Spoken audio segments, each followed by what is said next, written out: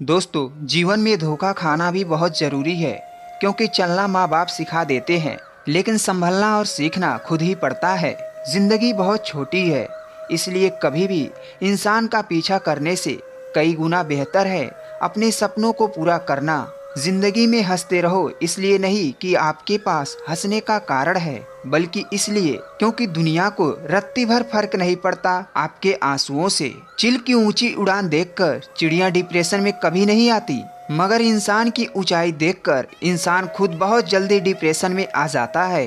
अक्सर हम जीवन में सोचते हैं कि हमने जीवन में ऐसा कोई पाप नहीं किया है, फिर भी हमारे जीवन में इतना कष्ट क्यों है। यह कष्ट और कहीं से नहीं, बल्कि लोगों की बुराई करने के कारण उनके पाप कर्मों से आया होता है।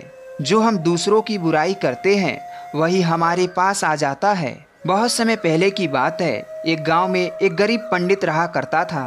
वह पंडित अपनी पत्नी के साथ रहता था। एक दिन की बात है, पंडित कुछ काम के लिए शहर गया हुआ था, तो वह अब अपने गांव जा रहा था। तब उसने देखा कि रास्ते में एक चिड़िया अपने चोंच में एक रोटी को पकड़कर एक खेत में खाने की तैयारी कर रही थी। तभी पंडित ने चिड़िया की चोंच से उस रोटी को छीन ली। मुंह का आहार छिन जाने पर चिड़िया ने निराश होकर आसमान की तरफ देखते हुए कहा, दूसरे को दुख देना अच्छी बात नहीं है। उस दिन चिड़िया बहुत निराश हो गई। बाद में चिड़िया जब रोटी के बारे में सोचती तो पंडित को श्राप देते हुए कहती है, जिस तरह तुमने मुझे निराश किया, ठीक इसी तरह तुम भी एक दिन निराश होगे। रोटी के बारे में सोचते सोचते चिड़िया ने कुछ दिनों तक कुछ नहीं खाया और भूख के कारण दम तोड़ दी। जबकि वह पंडित उस रोटी को अपने घर ले गया और खुशी के साथ रोटी को खा लिया। कुछ दिनों के बाद पंडित के घर एक पुत्र का जन्म हुआ। लड़का देखने में इतना सुंदर था कि जो भी उसे देखता अपने हाथ में उसे उठा लेता था। माँ बाप उसे देखकर भूख प्यास भूल जाते थे। धीरे धीरे लड़का बड़ा हो गया। रूप गुण से भरपूर लड़के को देखकर माँ बाप का भी खुशी का कोई ठिकाना नहीं था। लड़का इतना प्यारा था कि माँ बाप उसके बिना एक पल भी नहीं रह पाते थे। लड़का जब युवा अवस्था में आया, तभी विधाता की विडंबना के चलते निश्चल काल में पंडित और उसकी पत्नी की खुशी छीन ली। जिस दिन लड़का मृत्यु को प्राप्त हुआ, उसके बाद माँ बाप के आंसू रुकने का नाम नहीं ले रहे थे।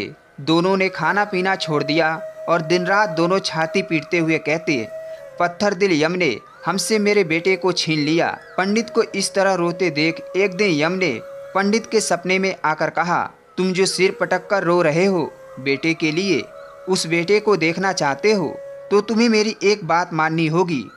कल तुम भीतर से दरवाज़ा बंद करके अपने पूजा घर में सोना और पूरे एक दिन तक तुम अकेले पूजा घर में रहना।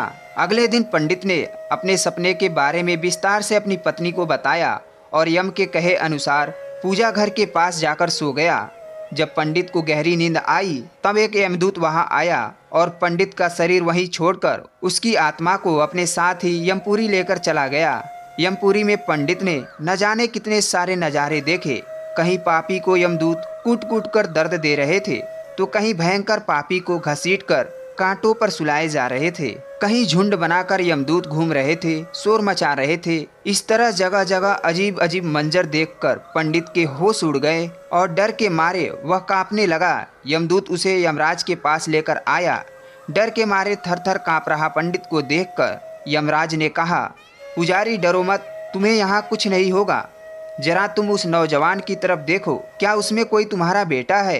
पंडित ने उन नौजवानों की तरफ देखा तो उसमें उसका एक बेटा मौजूद था। बेटे को देखकर पंडित ने खुश होकर यमराज से कहा, महाराज वह मेरा बेटा है। पंडित का जवाब सुनकर यमराज ने कहा, उसे यहाँ बुलाओ, अगर ना आए तो उसे यहाँ लेकर आओ। पंडित ने अपने बेटे को पुकारा, लेकिन वह नहीं आया। तब उसके पास जाकर बोला, मेरे बच्चे, मैं तुम्हें लेने आया हूँ, तुम मेरे साथ चलो। पंडित ने 2-3 बार इस तरह कहा, मगर बेटे ने उसके तरफ देखा ही नहीं। तब उसका हाथ पकड़कर कहा, मेरे बच्चे इधर देखो तो, मैं तुम्हारा पिता। ये सुनकर वह बेटा अपने बाप की तरफ देखकर चिल्लाकर कहा, तुम मुझे बेटा क्यों कह रहे हो? मैं तुम्हारा बेटा नहीं हूँ। कभी तुमने किसी चिड़िया को तकलीफ पहुँचाकर उसके मुँह का खाना छीन लिया था? उसी का बदला लेने के लिए मैं तुम्हारा बेटा बनकर तुम्हारे घर में जन्म लिया था। अब याद आया ना? जिस तरह उस चिड़िया के मन को तुमने तकलीफ पहुंचाई, ठीक इसी प्रकार मैंने भी तुम्हारे घर में जन्म लिया और तुम्हारे मन को तकलीफ पहुंचाकर चला आया। बेटे का जवाब सुनकर पंडित निराश हो गया और यमराज के पास उदास होकर बोला, वह मेरा बेटा नहीं है। पंडित की बात सुनकर यमराज ने उससे कहा, तुम लोग बेवजह मुझे कोस रहे थे, अब पता चल गया ना किसका कसूर था। इतना कहकर यमराज ने दूत को इशारा किया और दूत पंडित की आत्मा को लेकर तुरंत उसके पूजा घर में पहुंचा दिए। पंडित के शरीर में उसकी आत्मा डालकर यमदूत चले गए।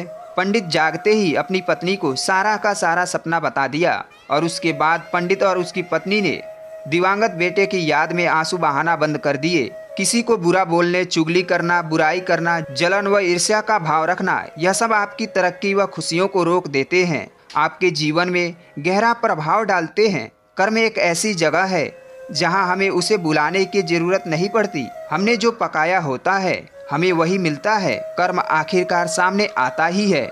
जैसा बोओगे वैसा ही काटोगे। जल्द ही या बाद में एक गांव में दो कुत्ते रहते थे।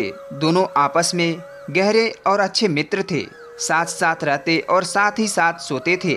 उनमें से एक कुत्ता काला था तो उसका नाम कालू था। दूसरा कुत्ता लाल था तो उसका नाम लालू था। एक दिन दोनों कुत्तों ने तीर्थ यात्रा करने की सोची, किंतु वे रास्ता नहीं जानते थे। दोनों ने निश्चय किया कि यात्रा शुरू करें, रास्ता तो अपने आप मिल जाएगा। दोनों एक साथ चलते चलते उन्हें एक गांव दिखा तो काफी रात हो चुकी थी, तो वह दोनों एक पेड़ के नीचे सो गए। थके होने के कारण उन्हें जल्दी नींद आ गई। वह सुबह होने पर उठे और अपनी यात्रा पर निकल पड़े। एक गांव पार करने के बाद दूसरे गांव पहुंचने पर उन्हें भूख लगी। वहां पर उन्हें 4-5 चूहे दिखाई दिए। लालू कुत्ते की पूंछ खड़ी हो गई। वह कालू से कहता है, क्यों गंडक जी, आप फरमाओ तो मैं 2-4 चूहों को यही निपटा दूं। कालू ने गर्दन हिलाकर कहा, नहीं भाई, तीर्थ यात्रा में किसी की हत्या करना पाप होता है, तो आप कोई दूसरा उपाय खोजो जिससे कोई जीव की हत्या ना हो और हमें कुछ ऐसा ना खाना पड़े जिससे हमारे तीर्थ यात्रा भंग हो। दोनों कुत्ते एक सपाटे पर रुक गए। वहां पर एक मंदिर था। कुछ देर आराम करने के पश्चात दोनों ने फैसला किया, अलग अलग दिशा की ओर चलना चाहिए। जिसको जो मिलेगा खा लेंगे। एक साथ चलेंगे तो दोनों में से किसी का पेट नहीं भर पाएगा। कालू और लालू दोनों अलग अलग दिशा में निकल गए। जाने के पहले उन्होंने तय कर लिया कि वह वापस आकर इसी जगह पर मिलेंगे। लालू कुत्ता चलते चलते एक गांव में पहुंच गया। वहां एक दयालु पंडित रहता था। वह पूजा पाठ करके भोजन करने ही जा रहा था। उसकी पत्नी ने उसके लिए भोजन का थाली तैयार कर रखा था। पंडित ने भोजन को भोग लगाया ही था कि लालू कुत्ते ने झट से उसकी थाली में मुंह डाल दिया और एक रोटी का टुकड़ा उठाकर वहां से भाग गया। और पंडित ने ईश्वर का नाम लिया और हाथ धोकर उठ गया। पंडित ने अपनी पत्नी से कहा, बेचारे यह गंडक जी भी कितने भूखे हैं, सो आप यह भोजन की थाली इन्हें ही खिला दीजिए। पंडित की पत्नी गुस्सा होकर बोली, आप यह क्या कह रहे हैं? इस गंडक जी को यह थाली, इसमें कितने अलग अलग पकवान हैं, 2 तरह की सब्जी, अचार, दही, खीर, पूरी। पंडित दया भाव से बोला, तुम ठीक कह रही हो, यह भूखे हैं, यह थाली इन्हें ही दे दीजिए। यह थाली उनके भाग्य में ही लिखा था। इसके पश्चात पंडित ने लालू कुत्ते को खूब पेट भरकर भोजन करवाया।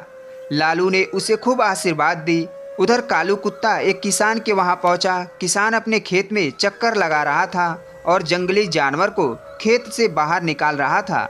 किसान की पत्नी खाना की थाली लेकर खेत में पहुंची। किसान की पत्नी उससे कही कि खाना खा लो। किसान काम पूरा करके वह थाली खोलकर खाना खाने को तैयार हुआ ही था कि कालू कुत्ता ने तुरंत ही उसके भोजन में मुंह डाल दिया और थोड़ी सी रोटी का टुकड़ा उठाकर भाग गया। किसान एकदम से गुस्से में आ गया और खड़ा हो गया। उसकी आंखें अंगारों की तरह जलने लगी। उसने अपनी लाठी उठाई। गाली देते हुए उसने लाठी से इतनी जोर से वार किया कि कुत्ते की कमर टूट गई। वह पीड़ा से चिल्लाने लगा। कमर टूट जाने के कारण वह भाग नहीं पा रहा था। इसी बीच उसकी कमर में 3-4 लाठियां और बजा दी। कुत्ता अधमरा हो गया। उसका साथी लालू चौराहे पर खा पी कर आराम कर रहा था। वह खड़ा होकर अपने साथी का इंतजार कर रहा था। उसका साथी उसे कहीं नजर नहीं आ रहा था। लाचार और उदास होकर चौराहे पर बैठा। थोड़ी देर बाद उसे कालू अपनी ओर आते हुए नजर आया। लालू कुत्ता उसे देखकर खुश हो गया। वह जल्दी से उसकी ओर भागा। उसकी टूटी हुई कमर देखकर वह बहुत दुखी हुआ और पूछने लगा, भाई तुम्हारे साथ ऐसी दुर्दशा किसने किया? कौन पापी है जिसने एक निवाले के लिए तुम्हारी कमर ही तोड़ डाली? कालू की आंखें भर आई। उसने पीड़ा से कहरते हुए सारी बात को सुनाई। कालू की बात सुनकर वह क्रोध तथा दुख में डूबकर बोला, मैं उससे बदला जरूर लूंगा। उस किसान को बताऊंगा कि खुद की कमर अगर इस प्रकार टूट जाए तो कैसा लगता है। लालू ने बोला, मुझे भी उस पंडित का कर्ज चुकाना है। उसने मुझ पर कितना कृपा की है। मैं रोम रोम से उसे आशीर्वाद देता हूँ। इसी प्रकार बातचीत करते हुए दोनों कुत्तों ने अंत में यह निश्चय किया कि उन्हें प्राण त्याग देना चाहिए तथा प्राण त्यागने के बाद उनके घरों में जन्म लेना चाहिए। इत्तेफाक से ना तो किसान के घर कोई पुत्र था और ना ही पंडित के घर कोई पुत्र था। दोनों कुत्तों ने मंदिर के पास जाकर अपने अपने प्राण त्याग दिए। एक ही पल में दोनों कुत्तों की मृत्यु हो गई। कुछ समय पश्चात कालू कुत्ते ने उस किसान के घर में जन्म लिया। किसान बहुत खुश था, किंतु खुशी अगले ही दिन विलुप्त हो गई। उसके घर में इस पुत्र के जन्म लेते ही उसकी पत्नी अस्वस्थ रहने लगी। उसका बैल मर गया। उसके पहले जन्मदिन पर हरे भरे खेत को जानवरों ने तहस नहस कर दिया। और दूसरी तरफ पंडित के घर भी पुत्र का जन्म हुआ। पंडित और उसकी पत्नी बहुत खुश थे। कुछ समय बाद पुत्र के बड़े होते ही राज दरबार में पंडित का पद ऊंचा हो गया। पंडित ने राजा को एक युद्ध में जीत की योजना बताई। 1-2 दिन बाद राजा युद्ध जीत गया। इससे खुश होकर राजा ने पंडित को नियुक्ति कर दिया। उसे अपार धन तथा एक महल भेंट किया। जैसे जैसे पंडित का बेटा बड़ा होता गया वैसे वैसे वह पिता के समान तेजस्वी निकलता गया। उसने छोटी सी उम्र में सारे शास्त्रों का अध्ययन कर लिया। वह बड़े बड़े विद्वानों और पंडितों को शास्त्रों में हरा देता था। उस पंडित के जीवन में 4 चांद लग गए थे। उधर दूसरी तरफ किसान का बेटा नकारा निकला। वह बात बात पर अपने पिता को गालियां देता, उन्हें डांटता, उनसे झगड़ा करता। वह जुआ खेलकर जो बचे कुचे धन थे उसे उड़ाने लगा। वह किसान बहुत ही दुखी हो गया। उसे कुछ समझ में नहीं आ रहा था। आखिरकार अंत में उसने सोचा इसे सुधारने का कोई उपाय करना चाहिए। इस तरह विचार करते हुए वह एक बुद्धिमान व्यक्ति के पास पहुंचा। उसने उसके सामने अपनी सारी समस्या सुनाई। वह बुद्धिमान आदमी किसान को बोला, तुम इसकी शादी कर दो, क्योंकि शादी का नकेल अच्छे अच्छे को सीधा कर देते हैं। किसान ने तुरंत घर जाकर अपनी पत्नी को यह बात बताई। किसान और उसकी पत्नी एक लड़की की तलाश करने लगे। दूसरी तरफ पंडित का विचार भी अपने बेटे के शादी करने का हुआ। उसने भी अपने बेटे के लिए एक लड़की का तलाश किया। कुछ दिनों बाद पंडित के बेटे का एक कन्या से विवाह हो गया। उसका बेटा भी अपनी पत्नी के साथ सुख शांति से रहने लगा। उसके आते ही पंडित का घर स्वर्ग बन गया। उसके बाद किसान ने अपने पुत्र का विवाह कर दिया। शादी बड़े अच्छे से हो गई। शादी के अगले दिन ही किसान का बेटा चल बसा। उसकी पत्नी रोने लगी। वह किसान बेहोश हो गया। होश में आते ही वह दीवार से सिर मार मार कर रोने लगा। उसने चिल्लाने लगा, हाय मेरा बेटा मेरी कमर तोड़कर चला गया।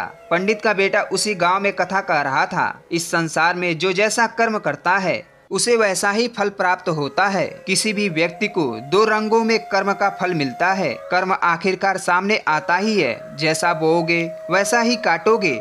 जल्द ही या बाद में ब्रह्मांड आपको परोस देगा जिसके आप हकदार हैं। कर्म ही व्यक्ति का पहचान का मुख्य आधार होता है। आपके कर्म आपके चरित्र को प्रदर्शित करते हैं। जीवन में सफलता प्राप्त करने के लिए हमें हमेशा सकारात्मक कर्म करना चाहिए, क्योंकि कर्म ही हमारे भविष्य को निर्धारित करते हैं। दोस्तों, आपने आज की इस वीडियो से क्या सीखा, आप हमें कमेंट बॉक्स में अवश्य बताइएगा। उम्मीद करते हैं आज की वीडियो पसंद आई होगी, तो यह वीडियो उस इंसान को शेयर करें जिसको इस वीडियो की अधिक आवश्यकता है, और उसके बाद चैनल को सब्सक्राइब जरूर कीजिएगा। तो चलिए मिलते हैं किसी अगले वीडियो में, तब तक के लिए धन्यवाद।